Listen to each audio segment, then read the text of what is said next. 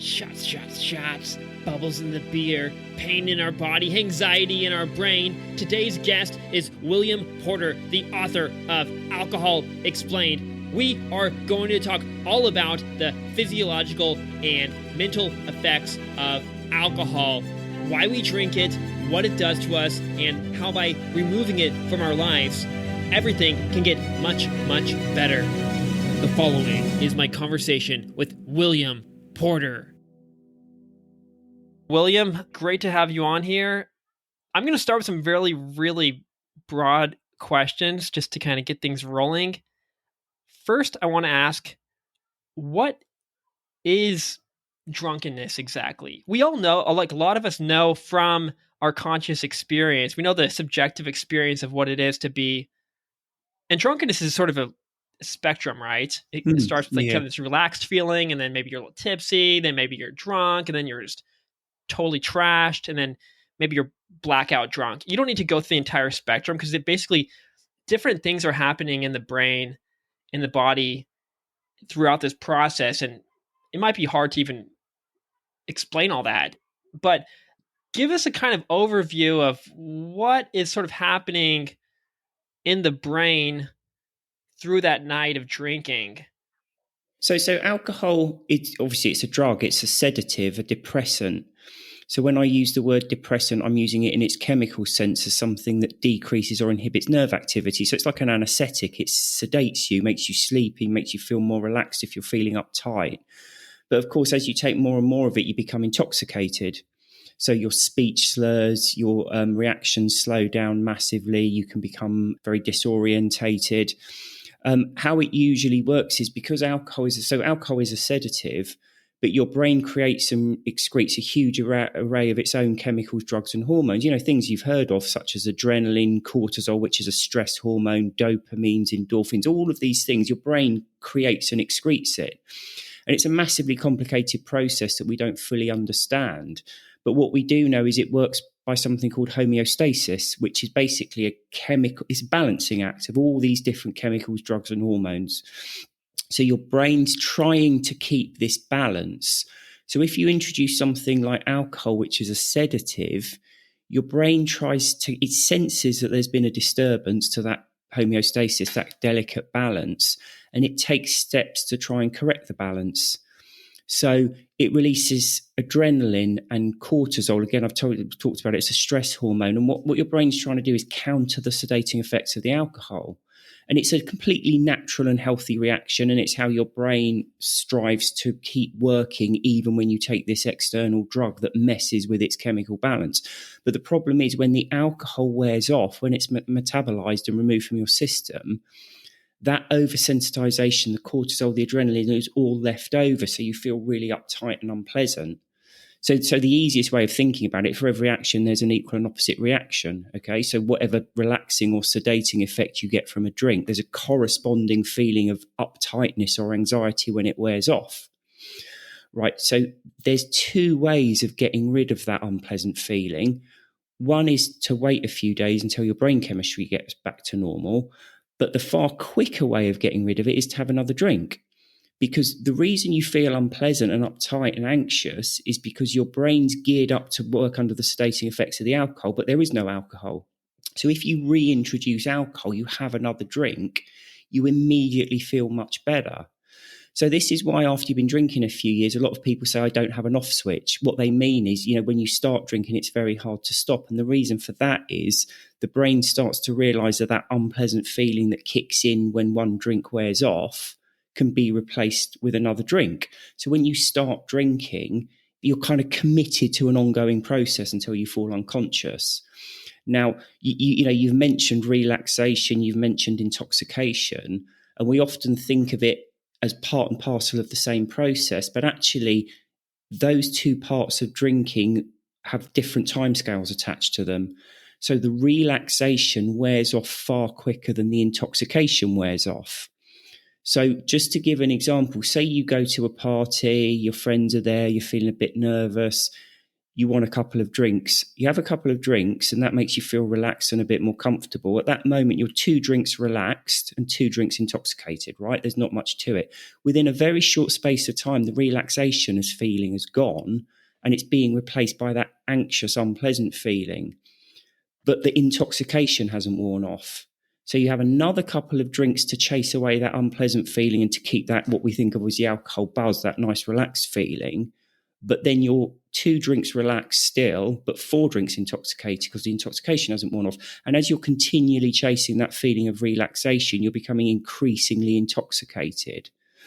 And that's why over time it becomes increasingly difficult to like moderate or to keep track of what you're drinking, because each drink causes a desire for the next one. And as you have that next drink, you become more and more drunk. Yeah, this kind of explains also, because you're talking about homeostasis, this process of going from one extreme to the other follows into the following day and it follows throughout our lives basically. Yeah. So, yeah, maybe you're really extra relaxed, or you got too much GABA or whatever in your brain, and your body, it's like, oh, this is too much. Let's go the other direction. So then it turns on, almost the alcohol becomes almost like a stimulant, it seems like, and you're really excited. But then you get so high, especially if you drink too much, and then the following day it goes back to Yeah. overcorrect or something. So yeah, what is a hangover? Well, that's basically what it is. I mean, there's the nausea, so you can actually feel sick and headachy. But for most people, the worst part, there's 2 parts of the hangover that are the worst parts. One is that because of that chemical imbalance that's created, alcohol completely ruins your ability to sleep. So we quite often in our society we have a very deeply held belief that alcohol assists sleep. But it doesn't. A lot of people think, you just go to bed, lie your head on a pillow, go unconscious for a few hours, and you get up and you're good to go. But it's not remotely as simple as that, unfortunately. When you sleep, you go through very specific sleep cycles. There's a lot we humans don't understand about these sleep cycles yet, but what we do know is one of the main differentiating factors between the sleep cycles is how deeply unconscious you are. So you've got something called deep sleep, whereas you'd expect you're very deeply unconscious. But right on the other end of the scale, there's REM sleep. Now, REM sleep stands for rapid eye movement. And the reason it's called that is because when you go into REM sleep, your eyes flicker even though your eyes are shut. When they monitor people in REM sleep, their brain lights up almost as if they're fully awake. It's when we dream in REM sleep. So it's this really unusual sleep cycle where you're almost fully awake but not quite. You're dreaming, you're very active in your mind while your dreams are played out. And it's crucial. It's crucial for your physical and mental health. They've done tests on rats where they've starved them of REM sleep and they've been dead within a few weeks. They do human studies where you go in, you sleep, they monitor you, and when you go into REM sleep, they wake you up. So they starve you of REM sleep. Within a very short space of time, people become very depressed, very disorientated. It has a huge impact on their mental health. Now, the problem with alcohol is, although it makes you unconscious, it doesn't allow you to go through your natural sleep cycles. And one of the sleep cycles that suffers the most is REM sleep. Because don't forget, your brain has to light up almost as if it's fully awake, but it can't do that when you've taken this powerful sedative, which is alcohol. So when people drink alcohol, even 1 or 2 drinks, it really diminishes their ability to get into REM sleep. So what most people find with a hangover, the worst parts of it are not always the headache and the sickness, although that can be quite debilitating. It's the fact that they haven't slept properly. So they've been, they might have been in bed for 8 or 10 hours, but they haven't gone through the proper sleep cycle. So they always wake up tired.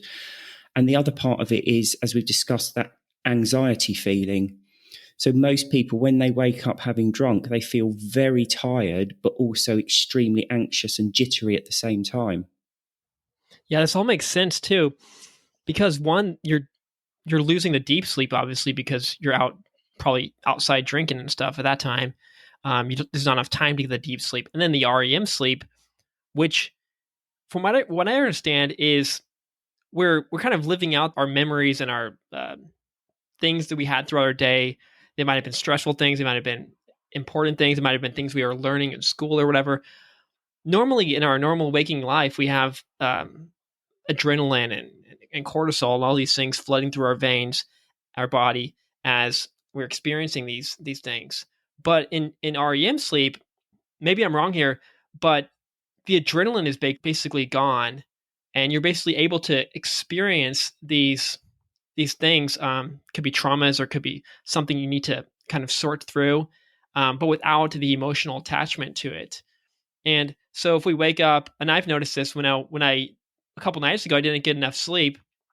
I wasn't drinking, but I maybe had too much coffee or something, so I couldn't get enough sleep. Maybe there's some similarity there, but I felt anxious, I felt stressed, I felt bad. It's almost like a hangover, and Yeah. so yeah, it's not getting the sleep, but it's also not getting that sort of that nocturnal therapy or whatever that softens things. Yeah, that's exactly right. As I say, there's a lot we humans don't understand about it. The way I think of it is, you need food to survive, right? So you take food, you chew it up, and you swallow it. That's not good enough. Okay, having chewed up food in your system doesn't do you any good at all. You've got to digest it. The digestive juices have got to break it down. It's got to be extracted and go into your body. Throughout the day, we experience things. Okay, every single day we experience stuff. When you go to sleep, REM sleep is when your brain takes all those experiences and breaks them down and digests it, literally comes to terms with it, sorts it all out. And what you're doing, you're stopping your body or your brain have that ability to digest your experiences, essentially. Yeah.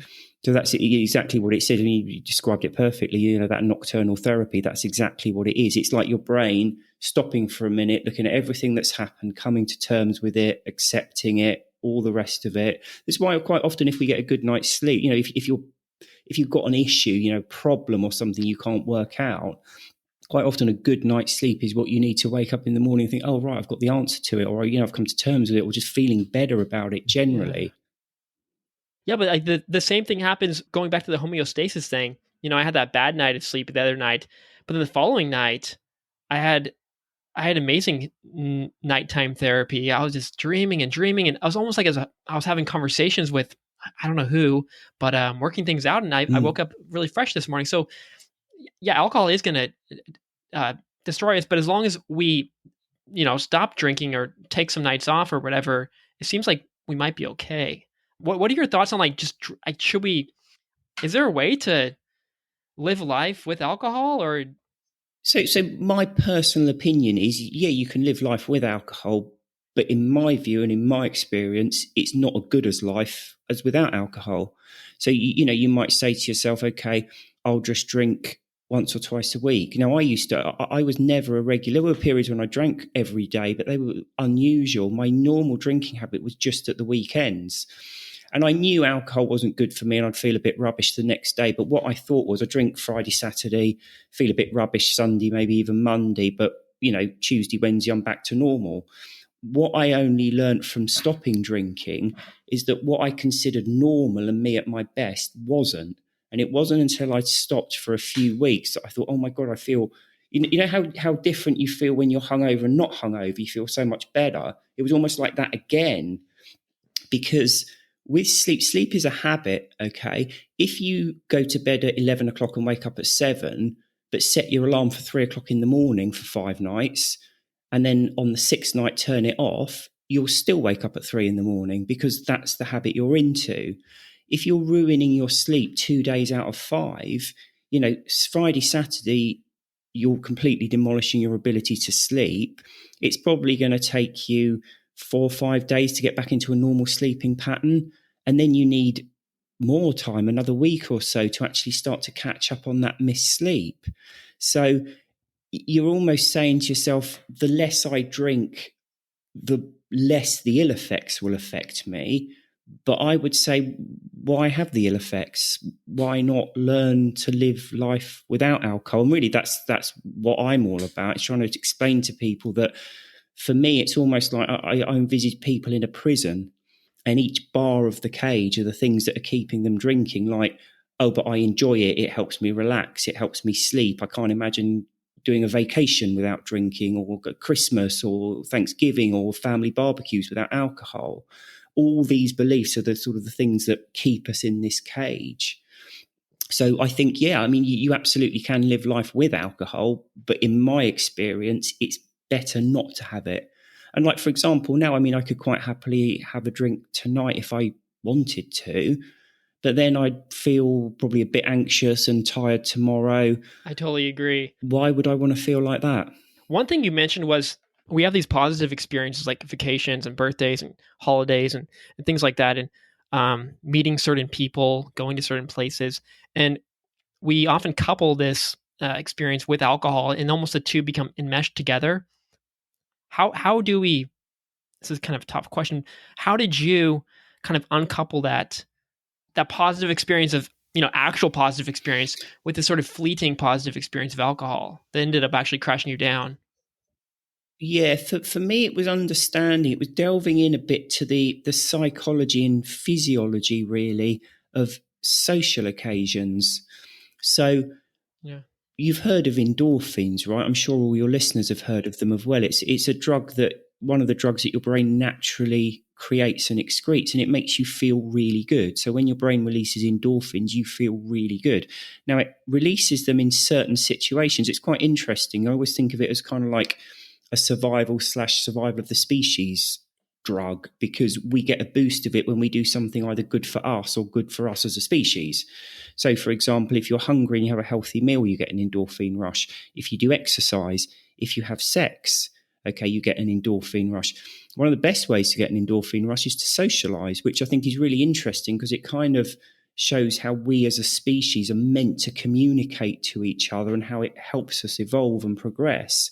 But be that as it may, the thing to bear in mind is if you are relaxed and happily socializing with people, you will get an endorphin rush. Okay, your brain will release endorphins and you will start to feel really good. There's 2 points to note from that. Firstly, we tend to drink, or certainly when we start drinking, we tend to drink in social situations. So, what we think of as an alcohol buzz, which is a really nice feeling, isn't actually alcohol. It's alcohol plus endorphins. And it's really interesting, but the bit that makes you feel really good isn't the alcohol, it's the endorphins. And if anyone's in any doubt about that, it's a very interesting experiment to say you go out and naturally have, I don't know, 2, 3, 4, 5, 6 drinks, whatever, and you think, I have a really great time because I'm drinking. Have those however many drinks, sat at home, no TV, no music, no social media, nothing. Just sit in a quiet room and drink those drinks and see how it makes you feel. It doesn't make you feel good at all. It's a bit of a weird feeling. It makes you feel disorientated, a bit tunnel vision, but it's not actually pleasant. So that's the one thing to note that helped me get free. But the other thing was just to understand the dynamic a bit, because when, like I say, so when you're relaxed and socializing, you get this endorphin rush, right?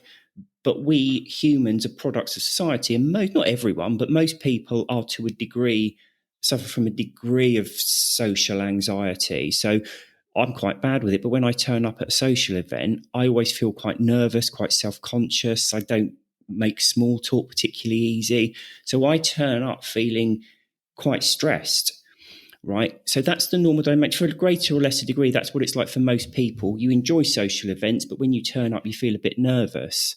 Now, if you don't have alcohol, eventually you will relax a bit. You'll get chatting to someone. Hopefully, you find them interesting. You'll forget that self-consciousness, all the rest of it, and you'll relax into the social event.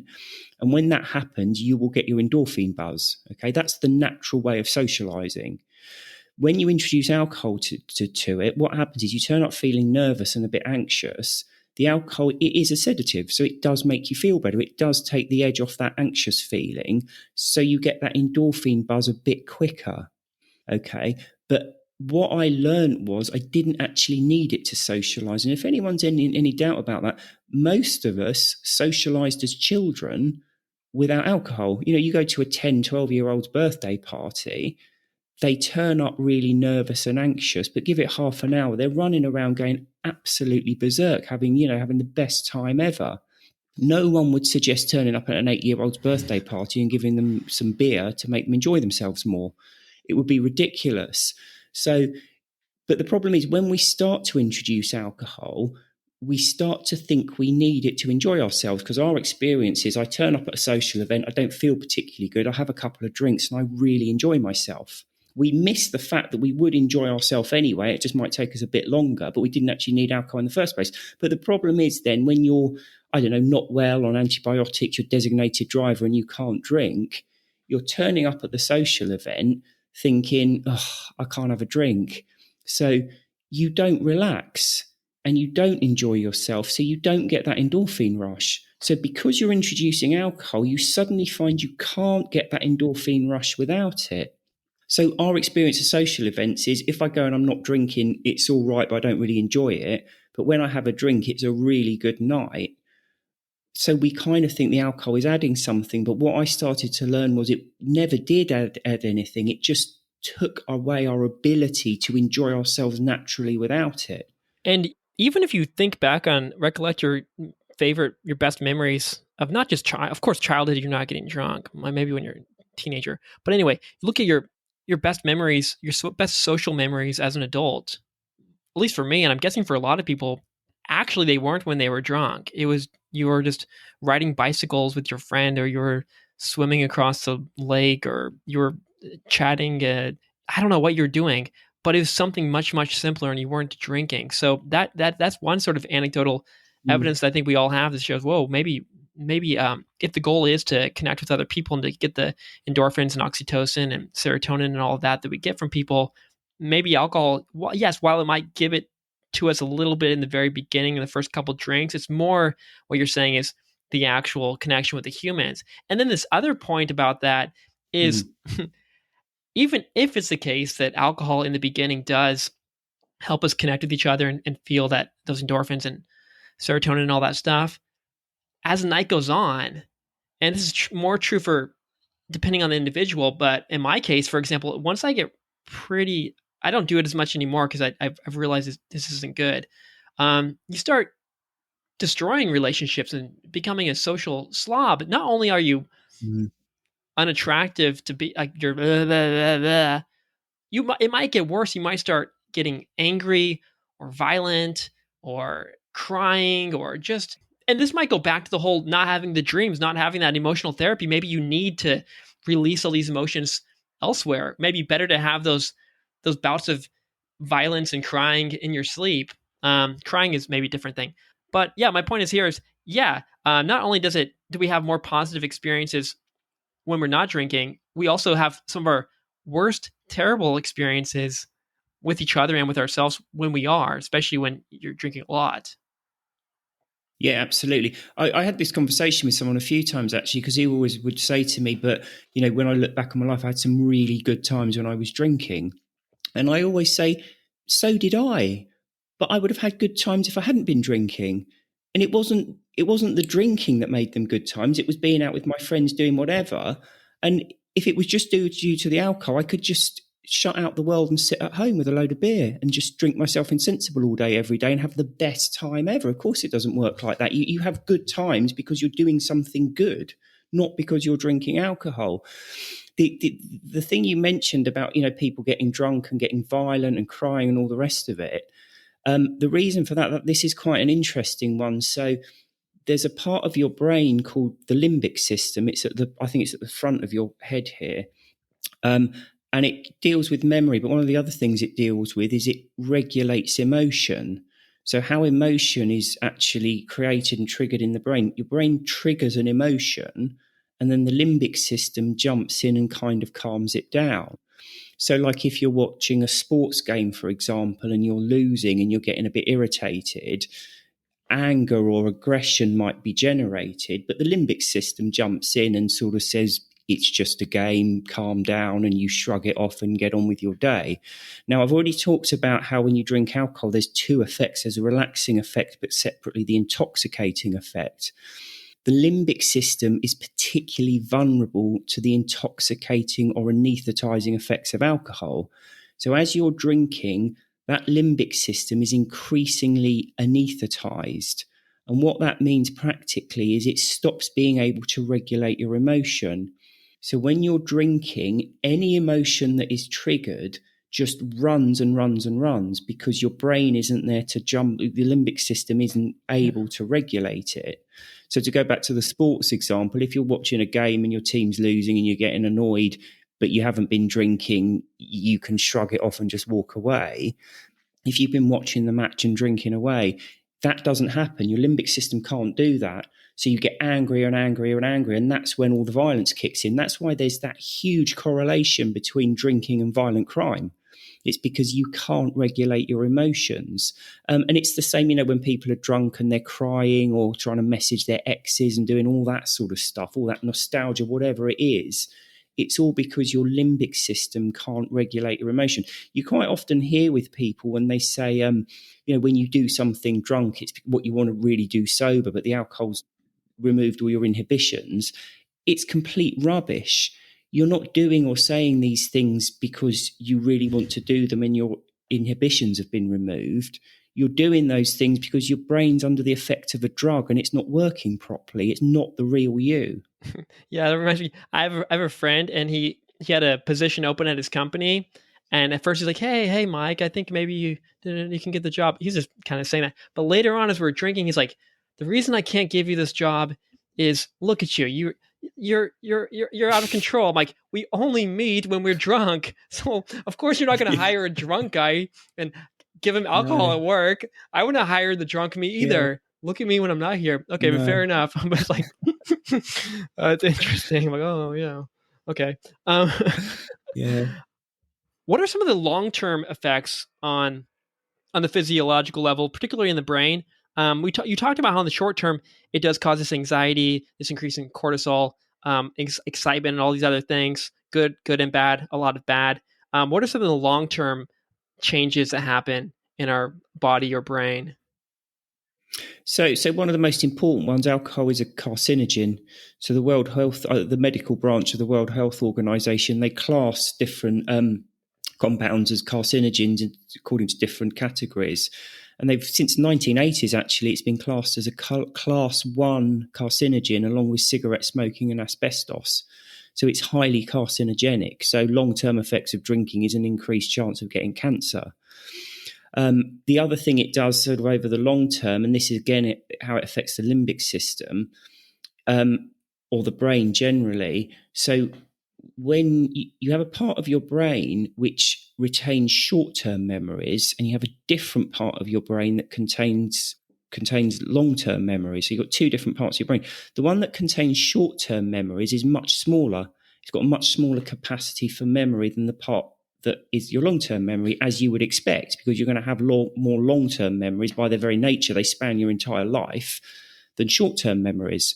So how it works is during the day, there'll be stuff that gets almost, think of it as being downloaded to your short-term memory. And then when you sleep, it's put into your long-term memory. So an easy way to think about it is almost like you've got a laptop and a USB stick. You can get small amounts on the USB stick, but lots and lots on the laptop, right? And when you sleep, information is transferred from your short-term memory to your long-term memory. Now, the problem is, if you're drinking alcohol, you're not going through natural sleep processes. So that process of transferring from the short to the long-term memory either doesn't happen or doesn't happen properly, depending on how much you've been drinking. So you're not transferring memories from short to long term. Now, the problem there is because the short-term memory is limited in what it can store, you start to overwrite stuff. Okay, so if you've got a USB stick with limited data on it, you're trying to download loads and loads of stuff to it, eventually stuff gets overwritten. So that's what happens. So that's what blackouts are. You don't have to drink lots and lots to get a blackout. You just have to be drinking enough, regularly enough to disturb your sleep. And that processing of information from the short to the long-term memory gets massively disrupted. So that's another of the sort of more long-term effects of drinking, those blackouts when people wake up and they can't remember whole days simply because there's been no transfer from short to long-term memory. I remember you saying that you started drinking when you were like a lot of us. I think you were 14 or 15 or something like that, right?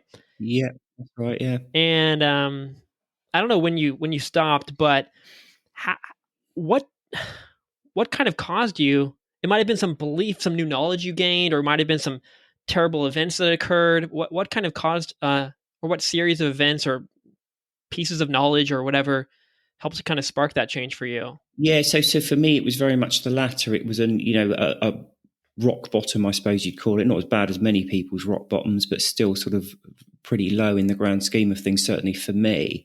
Because as I say, so I've been a binge drinker. So I didn't used to drink during the week because I I was a lawyer, I still am a lawyer, but you have to use your brain a lot, and I could never work when I was hungover. Even if I had one or two drinks, I would wake up a bit groggy and not really with it, and I really needed my brain to be top notch in order to be able to do my job. So I never used to drink during the week. I only used to drink at weekends. But what I used to find was, so I'd drink on a Friday, and then I'd wake up at like 3 or 4 in the morning. Again, it's that chemical imbalance. You know, your brain's release a load of stimulants to counter the stating effects of the alcohol. The alcohol's worn off, and you're suddenly wide awake. It's, you know, I quite often say to people, drinking alcohol is the equivalent. Say you need to sleep from 11 to 7 in the morning, 8 hours sleep. That's you at your best. Drinking alcohol is like setting an alarm for 3 or 4 in the morning and getting up and drinking 3 jugs of strong black coffee and lying there twitching and heart racing for the rest of the night. That's the effect it has. It's that overstimulation. So what I found was if I had a drink at night, it would help me get back to sleep. So I'd drink during the day and into the night, fall asleep, wake up 3 or 4 in the morning, get up and drink again, and then go back to sleep. Of course, when you do that, you kind of blur the lines between drinking, not drinking. So I'd wake up in the morning and drink again because it would help me feel better. And I literally would be drinking constantly through the weekend. And the problem is then come Sunday, or Monday, you feel absolutely awful and sort of ringing sick. And then you're sat at home with nothing to do but keep drinking.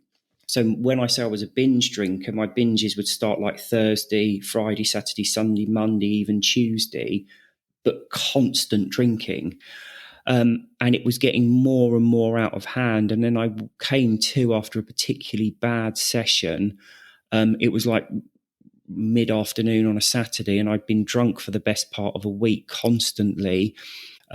I hadn't been into work. My wife and kids had left the house. I was on my home on my own. I just thought, I cannot keep doing this. I have to stop. So for me, it wasn't a sudden realizing a new bit of knowledge. It was just, I can't keep doing this. I have to stop. So that was the moment I stopped. And in fact, when I stopped, I didn't think it was going to be as good as it was. I was stopping thinking, I can't keep doing this, so I have to stop. But I'm giving up the one thing in my life that I really enjoy because it helps me deal with stress.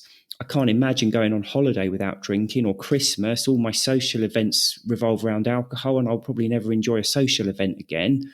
So my mindset at the time was, I can't keep doing this, but I'll never enjoy holidays, Christmas, social events, nothing. It's all going to be a washout now because I can't drink. And obviously experience proved the complete opposite. And then I sort of delved into why and how that was the case.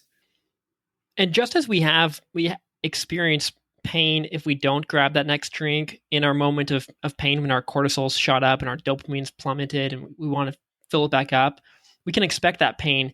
So we grab the new drink or we don't.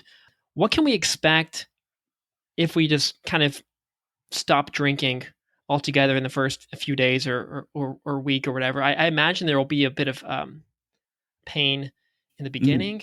Yeah. Or how was it for you? It was deeply unpleasant the first day or two.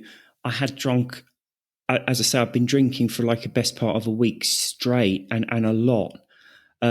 So I was in a very, very bad way.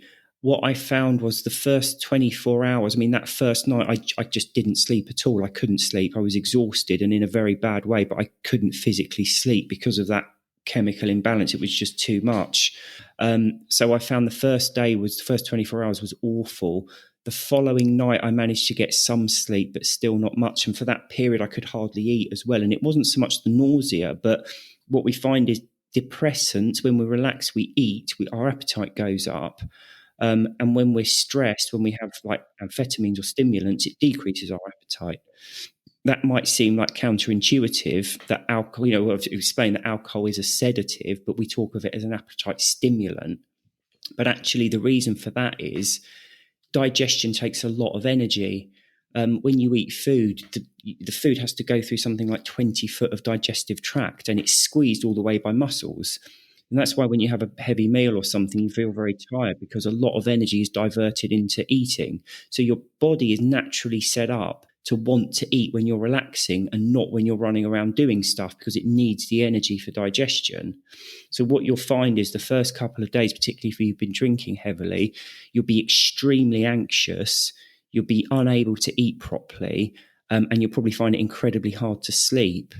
Now, when you pass through that period, you'll come out the other side and almost swing the other way, particularly if you've been drinking over a long period of time and you've not had proper sleep. So as you start to come out the other side of that, suddenly you can get enough sleep.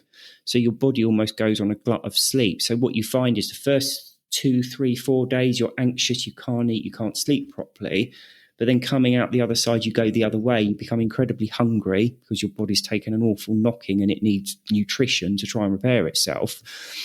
But also it goes on a complete binge of sleep to try and get enough sleep back under your belt.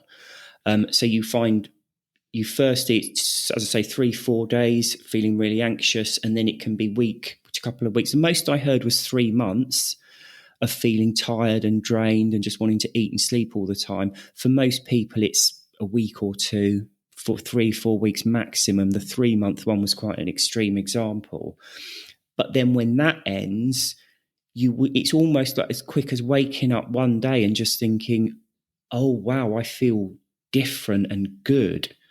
And it suddenly hits you. And what you will feel then is basically how you will live the rest of your life, feeling really good. And I emphasize that for me, certainly, it was better than any feeling of drinking. Even when you're having those first couple of drinks thinking it's such a good feeling, it's nothing compared to that waking up when you finally get back on an even keel, when your brain chemistry is back to normal and you've caught up on sleep and you're waking up feeling good. So it sounds like the big thing is surviving those first few days or Yeah. weeks or months or whatever. That's easily said. It's the same thing with nicotine. Maybe we'll talk about that a little bit later too. How do you survive? What did you do uh, during that painful period to not go grab a drink? So one of the things I think is probably worth talking about is what I call the craving cycle. So a lot of people think, I want to quit alcohol, whatever, but I get cravings. People often think of cravings as things that are almost like bolt of lightning out the sky. They're external to us, they happen, and you can't do anything about it. A craving is a very specific conscious thought process. And what it is the thought of an alcohol. You can crave anything. You can crave food, sex, nicotine, drugs, whatever. But let's stick to alcohol because that's specifically what we're talking about. So the thought of an alcoholic drink enters your head and you start fantasizing about it, thinking how it would be perfect and wonderful and how good you'd feel if you had a drink. And you start teasing yourself with the possibility of it. You start thinking, ooh, maybe I haven't picked the best day to quit drinking. I could quit tomorrow. I could just have a couple tonight. Or I've stopped for a few days now. Surely I can have 1 or 2 and just moderate. I don't have to quit completely. That's a bit extreme. Any kind of excuse to allow you to have just one more dose of your drug. Now, when you get into that thought process, it's really torturous. It's deeply unpleasant. It's something you desperately want. It's like being hungry and just sitting there staring at a pizza or whatever your favorite food is. It's in your mind and it's all you can think about. Now, the problem there is that kind of feeds into the addiction itself, because let's say, for example, you're out with your friends or you've had a bad day at work and you're just getting home to relax, or you're on holiday, you're on vacation, or it's Christmas, or you're out on a family barbecue, whatever that thing is, your definitive drinking situations. All of those situations are pleasant, right? Being on vacation, you don't have to work, you don't have to cook, you don't have to clean. All you have to do is sit around all day and enjoy yourself, read books, swim in the pool, whatever it is. But those things are only enjoyable if you're paying attention to them, if you're engaged in them, if you're enjoying the fact that you're with your friends, you're relaxing after work, you're with your family barbecue or whatever. If instead of enjoying that situation, you're taken up in like an internal mental torture chamber about how you desperately want something that you can't have, you can't engage or enjoy any of those things. Right? For most people, the quickest way to get rid of the craving is just to have a drink, because you're not going to crave something if it's already in your hands and you're drinking it. So the drink almost becomes a placebo at that point, because you're on vacation, you can't enjoy what's going on because you're obsessing about alcohol. And all having that drink does is to release your brain from that unpleasant spiraling thought process so you can actually enjoy what's going on. So that's something I think people need to be aware of. Cravings are controllable, and really the time to hit a craving is not when you're already craving, but it's when the thought first enters your head.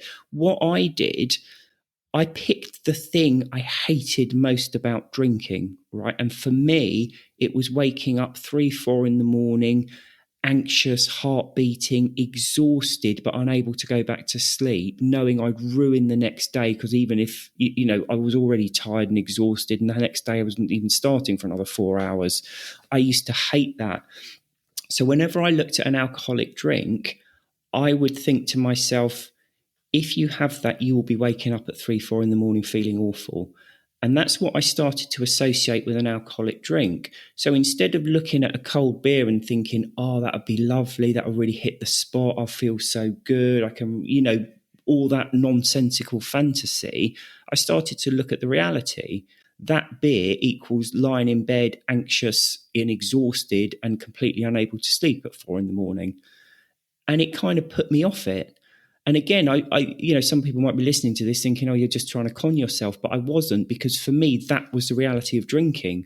I removed the nonsense, the lie behind it, and replaced it with something I think was a lot more real. Because there were lots of times I'd drink and I didn't have a particularly good time. But every time I drank alcohol, I would wake up feeling rubbish. So for me, understanding those processes kind of turned it around. And it is possible, if you do that, to not crave. Because if the thought of an alcoholic drink enters your head, there's 2 ways it can go. It can either be, wow, wouldn't it be lovely if I had a drink, and aren't I unlucky because I can't have one, and maybe I could have one on just this one situation, blah, blah, blah. Or you can think to yourself, I finally knocked that on the head. I don't have to go through that ever again. God, didn't I hate waking up at 3, 4 in the morning feeling awful, and I never have to experience that again because I don't have to drink that filthy muck anymore. And if you can use that as your thought process, you won't be craving because you're not taken up in that, I wish I could do this. Yeah, so you can kind of change the story, because usually when we have something we're about to do, we're looking at one tiny sliver of the reality. And with drinking, we easily get caught into this sort of dopamine excitement, like ooh, and that just wanting it and looking at it and thinking about it alone gets you all excited and basically pushes you toward the alcohol. But we could go the other direction. We're not only motivated by sort of pleasure and excitement, we're also, we can motivate ourselves by looking at something we fear, or that's very, very painful, or something we hate. We can use these sort of negative emotions to drive us in there, like you're saying. And it also reminds me of, you wrote about this fading affect bias, which is just a term for a certain psychological bias. Can you talk about that and how people can use knowledge of this fading affect bias to help them in times of craving, or when they want to quit drinking, for example? Yeah, absolutely. So fading affect bias is a recognized psychological process.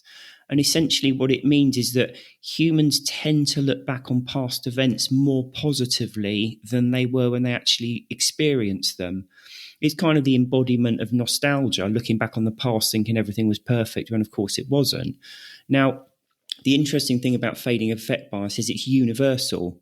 So everybody on the planet exhibits it. It's not just, specifically people in the West that show it or whatever. It is a universal human trait. It's built into our genes. There's a lot of theories about why it exists, and I think the predominant one is it just helps you maintain a more positive outlook on life, because you look back on the past and you think, oh yeah, it was all good, even though maybe it wasn't.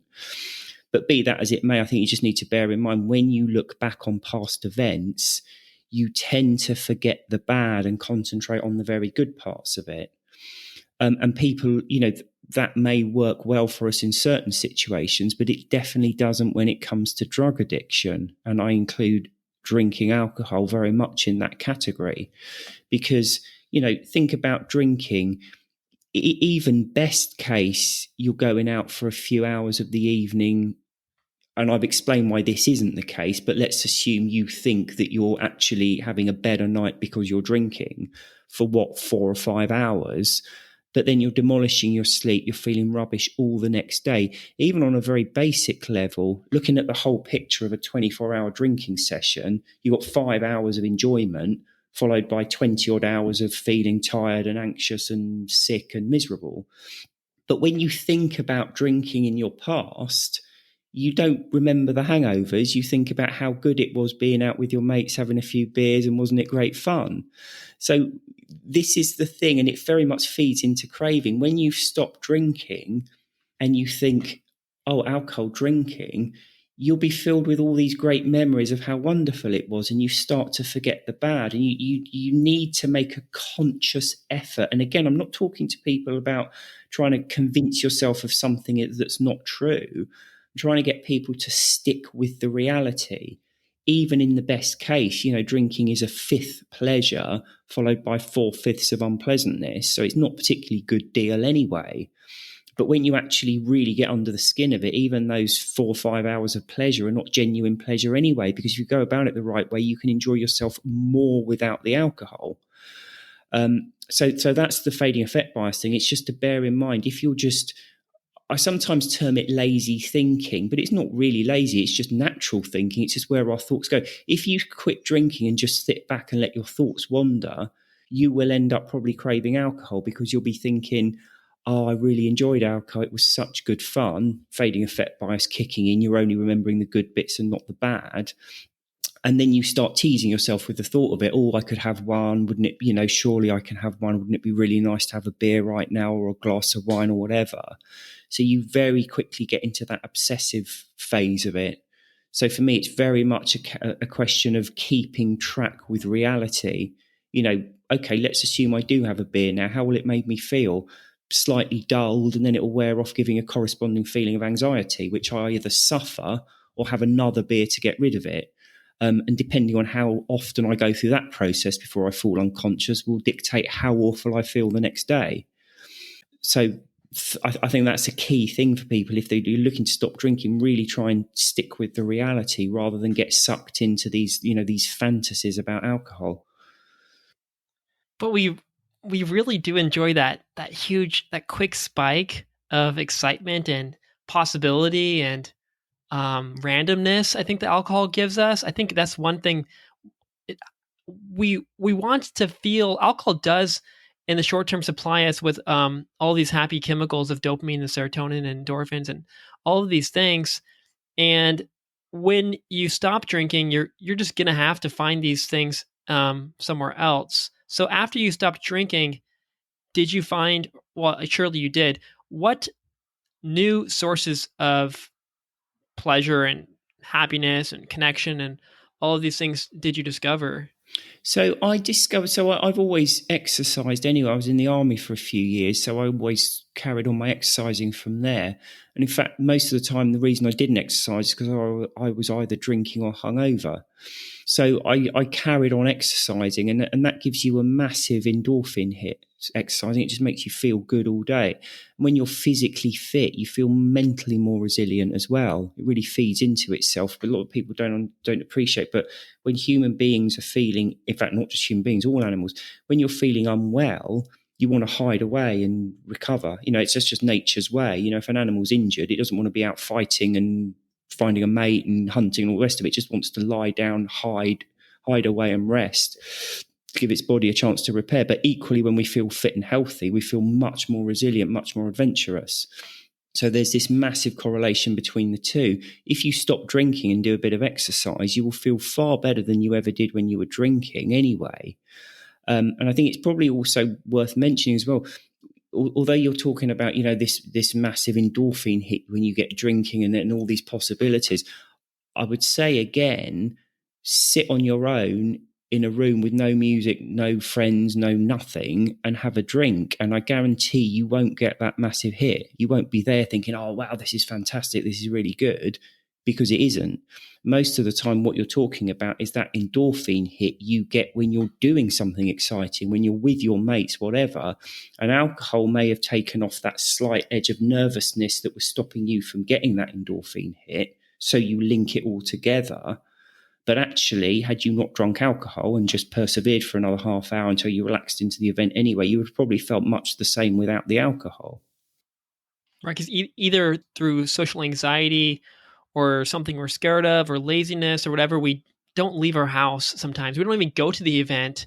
And if we go to the event, well, we're just less likely to go to events or even to leave our house because we have all these rational excuses, these stories we tell ourselves, or maybe we have some kind of actual anxiety or whatever. But it sounds like what you're saying is just find some way to kind of push yourself through the door and just sit there in that weirdness for 10, 15 minutes or whatever, and then basically you're off to the races. Yeah, you should be. Yeah. So this is my own personal story. As I say, when I stopped, I was stopping with the mindset that I'm not going to enjoy social events anymore. So after stopping drinking, if there was a social event, I would just not go to it. I just didn't want to. Work events, home events, whatever. I was not interested because I was like, I'm not going to enjoy it without alcohol. I don't want to sit there and feel uncomfortable for 4 hours. But you can't avoid everything. Well, I couldn't anyway. There were events that would come up, like a family member's special birthday or something at work I really couldn't get out with. And I was sort of forced into these things. So I was turning up thinking, this is going to be awful. I'll leave as soon as I can. But what I found was, as I say, you turn up, you're feeling pretty miserable, pretty awkward. You're determined not to enjoy yourself. But you'll probably end up talking to somebody at some point and you might find a topic of conversation you find interesting. And when you start to engage in that, you start to, all your attention starts to get taken up with that. And you start to forget the fact I can't have a drink. You start to forget the fact I don't want to be here. And you just become enmeshed completely in this social interaction. When you get into that situation, you'll start to get that endorphin rush and you'll start to enjoy yourself. And then you'll walk away thinking, oh my God, I actually did enjoy that without alcohol. And that's what happened to me. It took a few years, but I started to realize that actually I do enjoy social events. What I do now, and there's a lot more of them these days, is go to sober social events, places where it's set up for people who don't drink, because then you haven't got, for me personally, and it may sound incredibly judgmental and I apologize for it, and it probably is judgmental, but it's the truth. I don't like socializing with people who are drinking. I find when people are drinking, you've got maybe an hour or two of sensible conversation with them before they become unpleasant. I just don't like being around them, Yeah. which is perfectly normal because when you're socializing, you need a meeting of minds. You need to be on some kind of similar level. Now, if one of you is taking a drug and the other one isn't, you're not going to have that meeting of minds. You're not on the same level. It doesn't have to be alcohol. If you're talking to someone and they go off and sniff a load of cocaine or amphetamines and come back, they're going to be off and you won't be able to follow their thought process or anything. If you're taking the same drug as them, you'll be absolutely fine. But I think that's what people need to bear in mind. Unfortunately, we live in a very alcohol-centric society. 87% of people drink. Virtually all social events are centered around this drug. And when people are drinking, they start to repeat themselves. They start to step into your personal space. It's just not an enjoyable experience. So what I do is either concentrate on sober events, or if I do have to go to an event when there's alcohol, I leave when it starts to get what I would deem unpleasant. When people start to show the effects of the alcohol and it starts to get irritating, I leave. Yeah, like unpleasant, irritating. These are gentle words. You could say obnoxious or just unbearable or whatever. Because I go, Yeah, and I think this is what people who have never drank alcohol they see very clearly. And if you ever yeah, go to an event and you're not drinking and you just like throw yourself into the worst of it, like go to a club at 1 a.m. or whatever, and just yeah. sober, and you will be like, oh my god. So one, you're not really connecting with each other that deeply when you're drunk, and even if you do, you like you mentioned, the memory systems aren't working, so you're not going to remember it. And even if you did in the moment, you're not getting to sleep, so those memories aren't getting encoded. Mm-hmm. This experience, it happens, but it sort of just disappears, and so do the people. So, Mm. but if you're not drunk, maybe you might actually make a friend or make a real relationship or something. Exactly. Yeah, yeah. You mentioned how we live in the society that is centered around alcohol. It seems like that changes through history. We have certain periods of 20 or 30 years or or decades or whatever, where it kind of goes in and out of fashion. But the UK seems to be where, and this is where you are. It seems to have been pretty popular for a long, long time. And this is a question that's not maybe your expertise, but it's maybe from your experience. And you're there, and the UK isn't the only country. There are a lot of other highly, I would say, kind of alcoholic countries. But what is it about your country or other highly alcohol using countries? Why do people from the UK love drinking so much? I don't know. They do love drinking a lot. Yeah. I feel like that. You know, I can go meet my American friends even, and it sometimes like yeah, but like during certain events, for example, like it's the last day of work or it's the first day of going back to work or different things. It's almost like this compulsion to they feel weird almost if they don't drink, and I'm like, whoa, why do we got to drink? So I think it might be particularly embedded into the culture in certain cultures. I'm not just saying the UK, but I haven't really studied this so much, and it's a kind of a question that you're probably not prepared for. But maybe this is a comment. But if you have any comments about that, then we can go there. Yeah. No. It's the UK is. I've been to the US a few times, and I think that there are differences in how we drink, but I think the UK there's a slightly different view of problem drinking in the UK, which differs, I think, to the US. In the UK, people kind of think as long as you're only drinking in the evening, it's fine. And I know people who drink a lot in the evening, 2-3 bottles of wine, the equivalent amount of beer or spirits every night, and it's absolutely fine. Where I get the impression in the US that might be sort of frowned on a bit more. But there's a lot of events, and I think it's the same over there. So I was at the soccer yesterday. So it was Fulham Chelsea, which is like a local derby and always quite a big match. And it was just carnage. It was like absolute chaos. But it's what people do. It's like you go out and you drink as much as you possibly can and go and have a punch up at the football. And it's just kind of almost like accepted. Yeah, so it just seems to be really deeply embedded in our culture, and of course we have like pubs as well. So when you go into like places, there's buildings that have been there for hundreds of years, hardly changed inside. They're really they're amazing going. I still really enjoy going into pubs, but drinking alcohol-free beer because they're just some of them are absolutely fascinating places. But it's a real centre for people. You very rarely meet people for a coffee or a meal. You meet in the pub.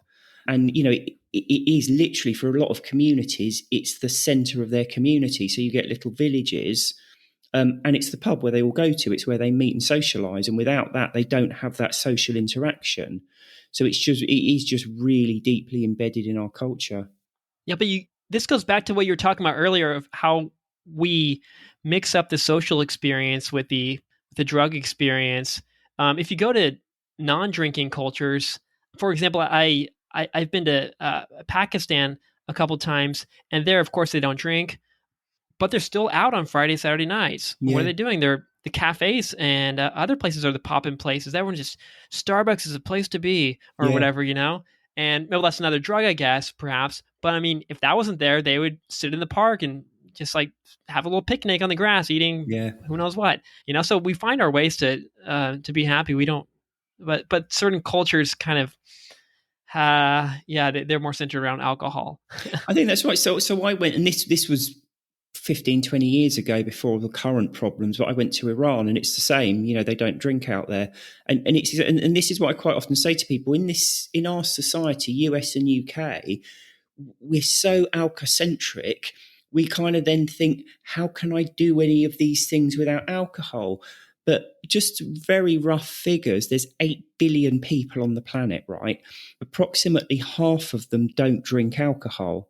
And, like Iran, Pakistan, countries where for religious reasons they don't drink. There's a lot of cultures as well. It's not religious, it's just cultural. They just don't drink alcohol. A lot of countries as well, people are poor, they can't afford it. But approximately half the people on the planet don't drink alcohol. They enjoy themselves. They go out and they have fun. And this is what I was talking about before when people say, I've had, I have to stop drinking, but I had some really good times on alcohol. These 8 billion people had good times. They just had it without the alcohol. It's not a necessary part of our existence. And this next question is kind of a curiosity question. I can easily find the actual answer by doing this, but I don't want to do this. I don't not want to know fully what it's like because it's just not worth it. It's just going to be a dangerous path. Um, a lot of people when they drink alcohol, or some people when they drink alcohol, they also tend to smoke, to intake nicotine, and sometimes people even there are people who even they say they don't smoke, but they smoke when they're drinking, and it seems like the two are kind of connected together. What is it even like to drink alcohol and smoke a cigarette at the same time? Why is it such a popular combo?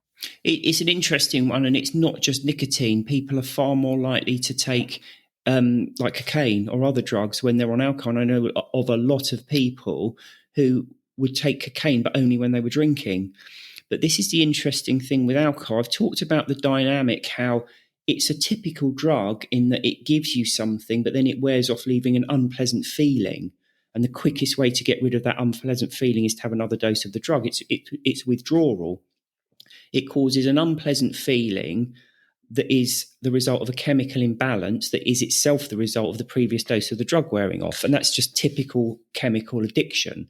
As the drug wears off, it leaves an unpleasant feeling, another dose to get rid of it. The problem is with alcohol, we consume it by drinking it. So we have it in a drink with a load of sugar and whatever else is in it. Now, you may go out and drink 5 pints of lager quite happily, but if you sat down and tried to drink 5 pints of Coca Cola or even 5 pints of water, it would make you feel really sick. Okay, we are not designed to drink that amount of liquid. So what we find is there's a tug of war going on when we're drinking alcohol. Part of us wants more of the drug, but another part of our body is saying, I can't face any more of this sugar and liquid. It's too much. Drinking too much liquid's incredibly bad for you. It washes all the salt out for you. It can actually kill you. So you shouldn't be doing it. And as I say, imagine sitting down trying to drink 5 pints of water. It would make you feel really sick. So there's this tension going on. And the other thing, I've already discussed about how alcohol is an appetite stimulant. So quite often when you're drinking, you want to eat. But the problem is, having eaten, when you drink alcohol, your stomach's full. So when you're drinking on a full stomach, it doesn't have the same effect. So the alcohol's wearing off, leaving this unpleasant feeling. And as the evening goes on, it becomes increasingly difficult to take more of this drug because it makes you feel sick. You might have eaten something, so it's not kicking in quick enough. So it becomes incredibly attractive to want to take another drug to change how you feel. Now, nicotine is a stimulant, as is cocaine. So you have this weird dynamic where people go out and drink for the first part of the evening and get drunk, and then they take cocaine or nicotine, and it almost like sobers them up because it's a stimulant. And it's this weird dynamic where they go out and they do all these drugs and they kind of cancel each other out, and they end up feeling almost as if they'd not had anything in the first place. And you think, well, why did you just not have any cocaine and any alcohol? And you'd have ended up feeling much the same as you do now. But this is the other thing with nicotine as well. It's you start to feel groggy, you start to feel out of sorts. You can't really drink more, but you can have a cigarette, and it makes you feel better. Now, turning the picture around as well, smoking, you get the drug, the nicotine, which is a stimulant, but it's actually an unpleasant way of doing it because you're having to inhale this smoke into your lungs, which is not a pleasant feeling. And of course, when you're smoking a lot, your lungs start to feel tight. It's not nice. Alcohol, being a sedative, will take the edge off that. So it's almost like you get to take the drug and not feel the unpleasant feeling with the smoke as it builds up and starts to make your lungs start to feel sore and unpleasant. So you're kind of allowing but the two drugs together allow you to take more of each of them. And if people, for example, they smoke only when they're drinking, what they'll find is they wake up the next day and their lungs feel really tight and really unpleasant, but they didn't feel tight and unpleasant the night before. And actually, if you think about it, that doesn't make any sense. They should feel worse the night before because that's when they've been smoking and they've had a few hours respite before they wake up the next day. But the reason for that is that anesthetizing effect. Did you quit smoking and drinking at the same time? That seems like a No, that'll be too hard of a task, I think. yeah, no, I quit smoking years before I quit drinking. Yeah, yeah. Was the process kind of? I know we're talking about alcohol here, but if we can use these principles we're talking about and sort of spread them across all kinds of addictions, it'd be even more useful. What were some of the differences, maybe between the two, the quitting process? So there's a few differences and a few similarities. The differences with nicotine is, certainly for me anyway, I smoked all day every day, so I'd wake up and smoke cigarettes, and I smoke throughout the day, which obviously I didn't until my later drinking years do that with alcohol. So it was a very different process. And I think it is slightly different because I'm not talking now about people who only smoke when they're drinking, but when you smoke regularly, you quite quickly get to the mindset of feeling like it feels like you're doing it to feel normal. So you kind of think, if I can go long enough without it, I think I can go the rest of my life without smoking. Whereas with alcohol, there's a very different dynamic, because people can stop for years and years, but still believe that alcohol is the icing on the top of the cake for parties, Christmases, weddings, vacations, whatever. Right, and unless you're in some really special community or you have a certain workplace, generally social life isn't so tied up to smoking as it is The with smoking, alcohol. no. Exactly. So a lot of the principles are the same. Now, although nicotine is a stimulant, it's still a similar physiological dynamic in that it wears off, leaving you feel just not right and not good. And you have that dose of nicotine, and it makes you feel very alert, very focused, much better. But you never feel better than had you never had that dose in the first place. And of course, I talked about the craving cycle. That applies equally amongst everything. So you will sit there and crave cigarettes or dip or, vape or whatever it is, in exactly the same psychological way that you will crave alcohol. Yeah. And a lot of people listening, well, some people listening probably are like, enough of this anti-alcohol rant. I'm still going to drink, and they're going to decide to keep drinking. But still, what kinds of things can people who do decide to keep drinking do to sort of minimize the effects, minimize the hangover, that kind of thing? I know you mentioned sodium, and so electrolytes is one thing. Maybe getting some electrolytes in before or after drinking. What are some other things we can do to minimize the damage, if that's possible? To be honest, the only thing you can do is to drink as little as you can get away with, because that's simply how it works. You talking about the electrolytes and stuff, that will assist with dehydration, but there's nothing that will assist with the anxiety, that anxious feeling you get when the chemical effect of alcohol wears off. There are ways you can get rid of that anxiety. You can go and take a prescribed drug, or you can take some heroin or something. Any kind of powerful sedative will get rid of it. But again, it's not necessarily a path you'd want to be going down. So for me, it would always be to drink as little as possible. But in my experience, even one or two, it's not that if I drink 10 drinks, I feel 10 points of badness. If I feel one drink, I feel 1 point of badness. And if I drink none, I'm just zero, no badness. It doesn't work that way, because even one drink will interrupt your natural sleeping pattern and leave you wiped out and tired the next day. So it's not like you can say, I'll have just one and I'll be all right, because you might not feel as awful as if you'd had 10 or a dozen, but it's nowhere near as good as if you hadn't had any. Do you see what I mean? So, Yeah. and the problem is with saying, I'll drink less. Like I said, one alcoholic drink wears off, leaving the desire for the next one. Okay, so we're not talking about a burger. I fancy a burger. I'm hungry. I'll eat a burger. Okay, you might have 2 or 3 burgers, but eventually you've had so many burgers you don't want another one.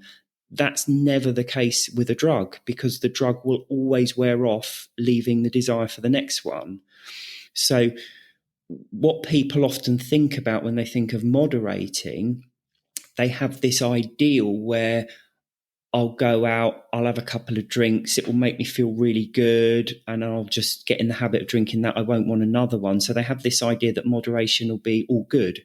So you have your drinks, you have your relaxation, and you're good for the rest of the time. The majority of people, when they try and moderate, that's not the reality. What they're doing is looking at their watch. Can I have a drink? Yes, I can have one. It goes far too quickly. God, I want another one, but I can't have it, and obsessing. And you spend so much time trying to moderate and making it work, you're almost like you're wasting as much time as if you were just drinking loads. Okay, you might cut down on some of the negative parts of it, but for me, the best option is always to learn to live alcohol free, which we all did before we started drinking. All of us, nobody is born drinking alcohol, but until we start drinking, we live perfectly fine lives, perfectly happy. They might not be perfect, but we generally get on with them. It's only when we introduce it that we find we can't deal with it anymore.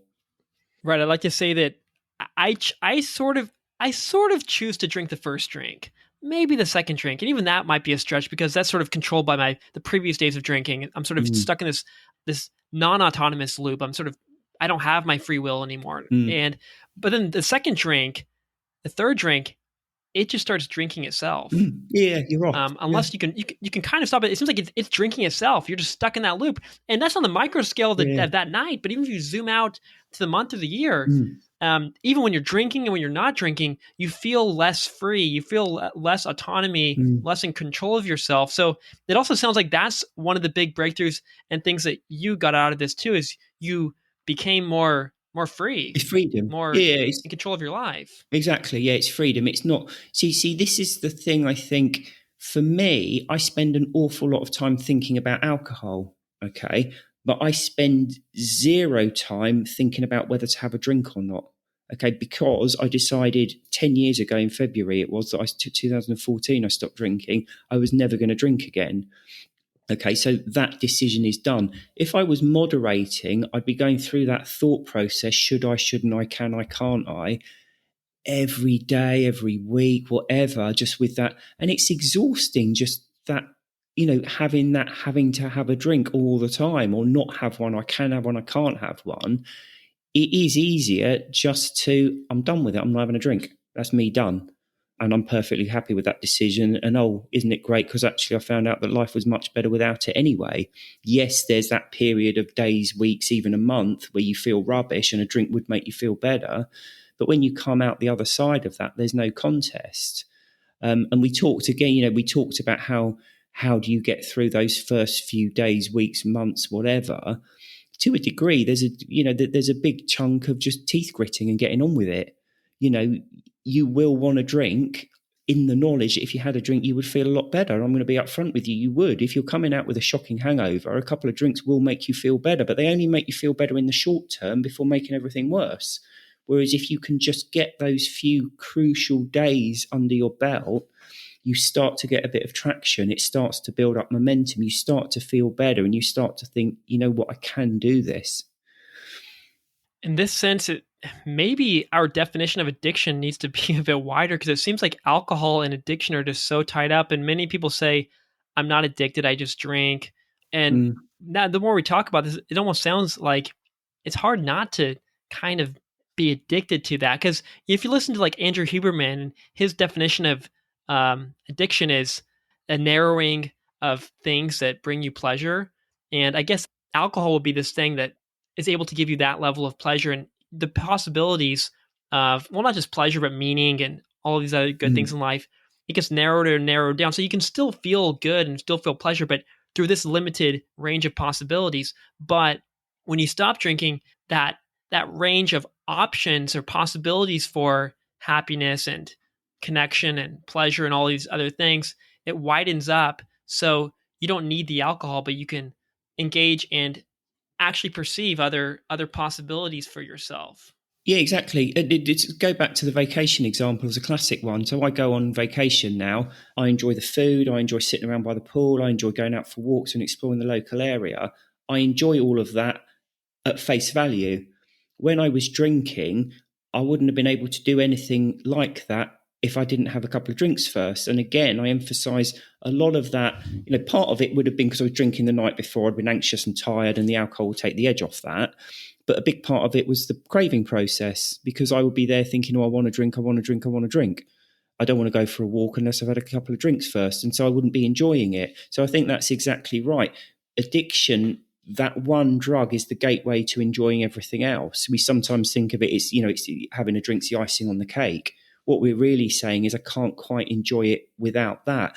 And I think you're right. We need to open up our understanding of addiction because, you know, if I say to a room full of people, hands up here, who is psychologically, if not physically addicted to a drug to such an extent you can no longer enjoy or cope with life without it, no one puts their hands up, right? But if I say to the same room of people, hands up, who thinks it's more fun going out with your mates if you've had a few drinks, everyone puts their hands up. It's the same question. Okay, those people who are saying I have more fun when I'm out with my mates with a drink is exactly the same as saying I don't have as much fun with my friends unless I have a drink, which is the same as saying I need alcohol, I need a drug in order to fully enjoy this part of my life. Now, we quite often think of addiction as needing a drug all day, every day. Okay, I think we should change that definition and just say to ourselves, do I need a drug in order to cope with and or fully enjoy certain situations? Because if the answer is yes, there is an element of addiction there, albeit psychological rather than physical. But that's what 90% of drinkers are like. If you say to a drinker, there's a party tonight, would you rather go and drink or not drink? They'll say, I'd rather go and drink. Yeah. Why? Because they can no longer fully enjoy that event without alcohol, without a drug. So there's an element there of needing it, of being dependent on it. Yeah, and if you replaced all the alcohol in their hand with a needle of heroin, you'd be like, "This is clearly addiction. You guys clearly have problems." Or if it was like just lines of cocaine they were doing every weekend, you'd be like, "You're probably addicted." But because alcohol is so socially acceptable, we kind of give it more breathing room. Like, well, maybe they're not addicted because it's alcohol. Maybe they're not addicted because it's caffeine. It's normal, but it's just because it's normal, really. Yeah. It seems. It's normalized, Yeah, exactly. When you've got a majority of people doing it, it's excusable, it's yeah. normal, it's fine because everyone else is doing it. And when you escaped that kind of addictive loop and you started to venture into these new possibilities, not only were you able to enjoy the moments more, swimming in the pool or having a real vacation, not just being drunk and forgetting the whole vacation, it also led you into actually creating things. You wrote these books, Alcohol Explained 2, Nicotine Explained, and there's probably more. That would have never happened. And how great is No. that you probably wanted to be an author, back when you were younger too, and or maybe you didn't. Maybe you just had to get this out, but that's cool too. The long term benefits of things you can create, jobs you can have, relationships you can create, all of these things just are less and less likely if you're drunk. So what were some of the long term benefits of stopping drinking? One is, yeah, you wrote some books and you have a new kind of slightly different kind of life. You're still a lawyer, which is a good thing. Or maybe not, depending on what you want. I don't know, but it's not a bad thing. I think a lot of people would take your job. What are some of the long term benefits, and are there any? And maybe there are some downsides too, but I'm guessing not too many. No, I think so. The biggest benefit for me was, like I say, when I was drinking, when I was hungover, I felt rubbish. A few days later, I'd feel okay. And for me, that okay feeling was me feeling the best I could ever feel. And one of the biggest benefits was realizing that I was probably working from not working, but just existing from 25% to 50% of my capacity. And because I've been doing it so long, 50% felt normal. But when I stopped drinking after a few weeks and then it really started to build up, I realized it was 50% because I was getting back to 100%. And that 100% is how good you feel, how much energy you've got, just how much in control you are, and how resilient you feel. Just, the day-to-day stuff, sometimes it gets on top of me, but just so much less now that I'm not drinking. And that's what it comes down to for me. It was just this massively increased quality of life. And talking about, writing the books and productivity, so much of my time was either drinking or recovering from drinking. And I might be doing stuff hungover, I might be in work, but I wasn't doing my best at stuff. And suddenly, I've got evenings where I'm not drinking, where I not only can do stuff, but have the energy and motivation to do stuff. I wake up in the mornings feeling refreshed and ready to go, and I can do stuff then as well. And so quitting drinking as well, for me, it opened up so much more time to do stuff, just stuff that I like doing. You know, I've got a full-time job, I've got a young family, and I still find time to do all these other things. And it's not hard work for me. It's just I've got the time and energy to do it. Yeah, more time, more energy, probably better relationships, probably doing better work in your day job as a lawyer.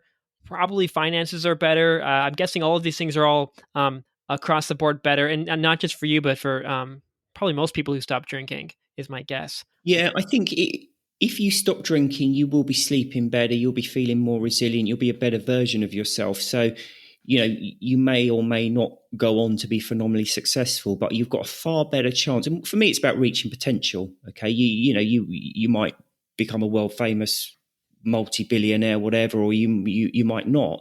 But it's about doing your personal best.